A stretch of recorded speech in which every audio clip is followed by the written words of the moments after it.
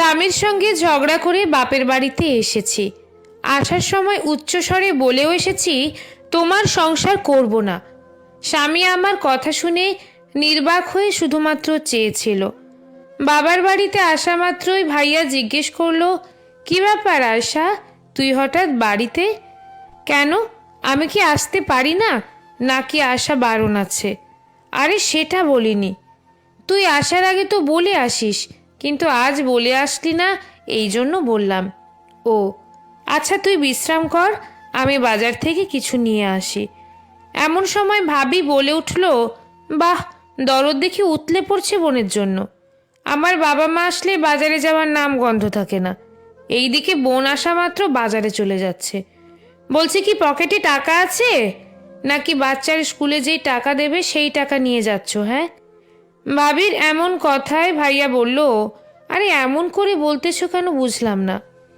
তোমাকে বাজার যেতে হবে না, বাসায় যা আছে আয়শাও সেটাই খাবে, ওই টাকাটা নষ্ট করো না। ভাবির মুখে এই কথাগুলো শুনে কি বলবো ভেবে পাচ্ছি না, কারণ পৃথিবীতে আমার এই ভাইয়াটি ছাড়া আর কেউ নেই। বাবা মা অনেক আগেই মারা গিয়েছে। ভাইয়া থাক, বাজারে যেও না, আমি থাকার জন্য আসিনি, এই দিক থেকে যাচ্ছিলাম, তাই ভাবলাম ভাইয়া ভাবিকে একটু দেখে যাই। এখন তো দেখা হলো, আমি চলে যাচ্ছি। মানে এখন যাবি? হ্যাঁ ভাইয়া, এখনই যেতে হবে। আচ্ছা ভাবি, ভালো থেকো, আর সময় পেলে আমাদের বাড়ি ঘুরতে যেও। আচ্ছা।